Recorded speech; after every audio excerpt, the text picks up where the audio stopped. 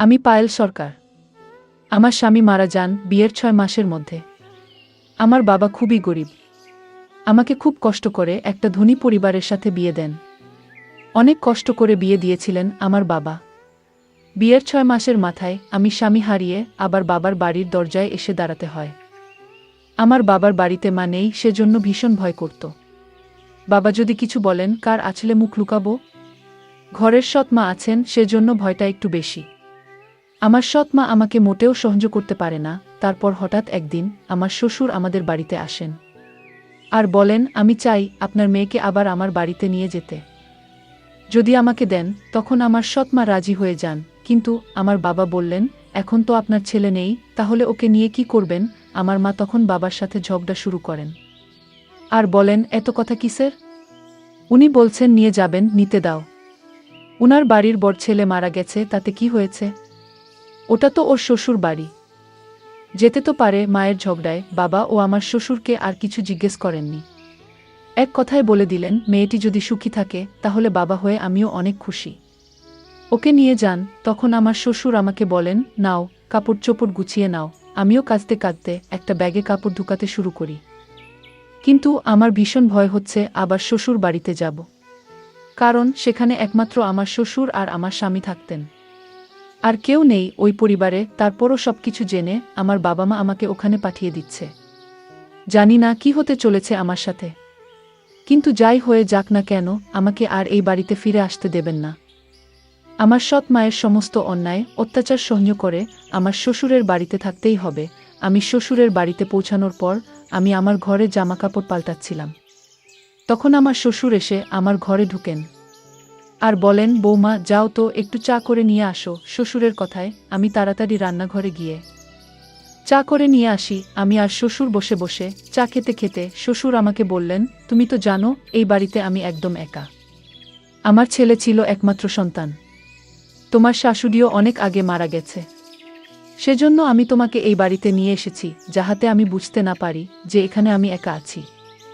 আমি বললাম, বাবা একদম চিন্তা করবেন না, আমি তো আপনার পাশেই আছি, সবসময় আপনার পাশে থাকব, একদম মেয়ের মতো করে। তখন আমার শ্বশুর বলেন, আমি জানি তুমি আমার পাশে থাকবে, কারণ তোমার সৎ মা তোমাকে ওই বাড়িতে কখনো শান্তিতে থাকতে দেবে না। কিছুদিন এভাবে ভালোই কাটল। হঠাৎ ৮-৯ মাস পর একদিন রাতে আমি আমার রুমে শুয়েছিলাম। গভীর রাতে শুনি দরজায় টকটক আওয়াজ। তখন আমি বুঝতে পারি আমার শ্বশুর, কারণ এই বাড়িতে আমিও বাবা ছাড়া আর দ্বিতীয় কোনো মানুষ নেই। আর রাত ১২টার সময় ঘরে কে বা আসবে, বাবার কিছু দরকার ভেবে আমি দরজা খুলে দিলাম। দরজা খোলা মাত্র আমার শ্বশুর আমাকে জড়িয়ে ধরেন আর বলেন, বৌমা আমি পড়ে গিয়েছিলাম বাথরুমে, কোমরে ভীষণ ব্যথা পেয়েছি, যদি একটু মালিশ করে দিতে তাহলে হয়তো একটু আরাম পেতাম। আমি তখন আমার শ্বশুরকে বিছানায় শুইয়ে দেই ও উনার ঘর থেকে গিয়ে মালিশ নিয়ে আসি। বাবার বয়স ৫২ বছর, কিন্তু ততটা বুড়ো হননি, এখনো জোয়ান মনে হয়। আমার স্বামী একটু অল্প বয়সে বিয়ে করেছিল, আর অল্প বয়সেই এই পৃথিবী থেকে চলে যেতে হলো। আমি বসে বসে শ্বশুরের কোমরে মালিশ লাগিয়ে দিচ্ছি। আমার শ্বশুর কেমন করে যেন আমার দিকে অদ্ভুতভাবে তাকাচ্ছিলেন। তখন আমার আরও বেশি ভয় লাগছিল।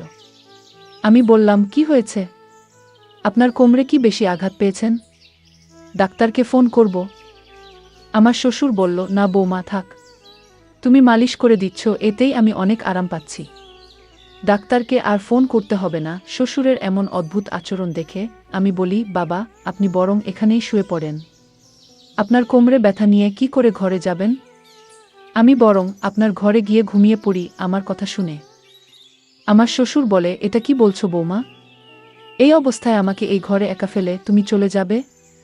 রাতে যদি আমার বাথরুমে যাওয়ার দরকার পড়ে তাহলে আমি একা একা কি করে যাব? তার চেয়ে বরং তুমি এখানেই শুয়ে পড়ো। বাবার কথায় আমিও ভয়ে ভয়ে আমার ঘরের সোফায় শুয়ে পড়ি। তখন আমার শ্বশুর আমাকে বলে, আমি চাইলে আবার বিয়ে করতে পারতাম, কিন্তু তোমার দিকে তাকিয়ে আমি আর বিয়ে করিনি। আমার ছেলে মারা যাওয়ার পর আমি ভেবেছিলাম আবার বিয়ে করব, কিন্তু তখন আমার মনে হলো তোমার সৎ মা তোমাকে ওই বাড়িতে কখনো শান্তিতে থাকতে দেবে না, সেজন্য তোমাকে আমার বাড়িতে নিয়ে আসি। আমার ছেলে মরার আজ ১১ মাস হয়ে গেছে।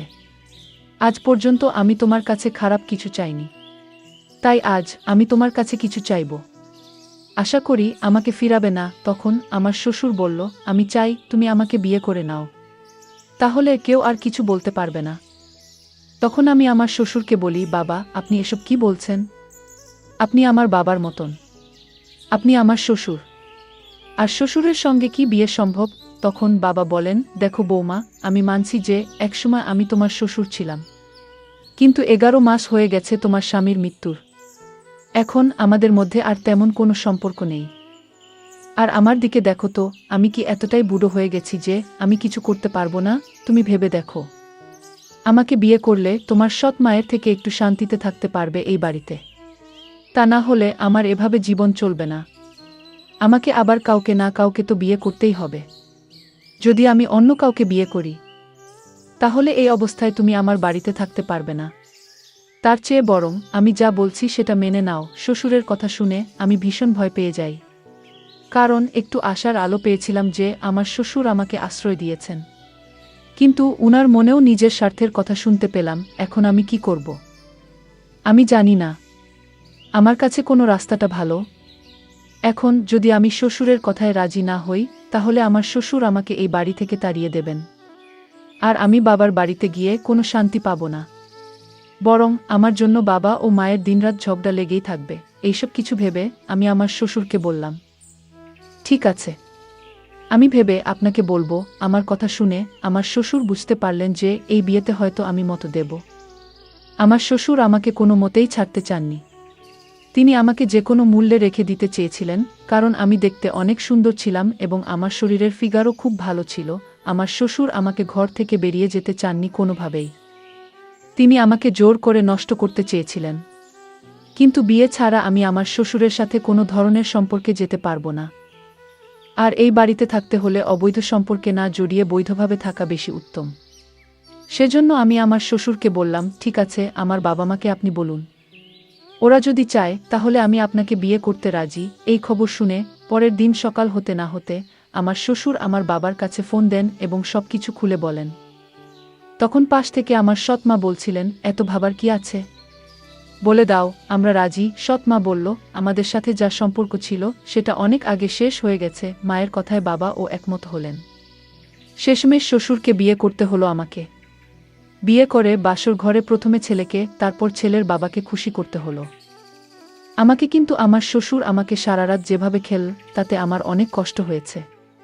আমার কাছে মনে হয়নি উনার 52 বছর বয়স, মনে হলো উনি 24 বছরের যুবক।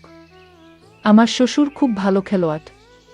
আমি সকালে খুঁড়িয়ে খুঁড়িয়ে হাঁটছিলাম, কারণ আমার শরীরের সব অঙ্গপ্রত্যঙ্গ ব্যথা হয়েছিল। তখন আমার মনে হলো যে এই পৃথিবীতে আমার মা বেঁচে থাকলে হয়তো আমাকে এত কষ্ট পেতে হতো না। মাকে যদি ভিক্ষা করে খেতে হতো, তখনও আমাকে এভাবে শ্বশুরের সাথে বিয়ে দিয়ে এই বাড়িতে থাকতে দিত না। বাবা যতই আপন হোক না কেন।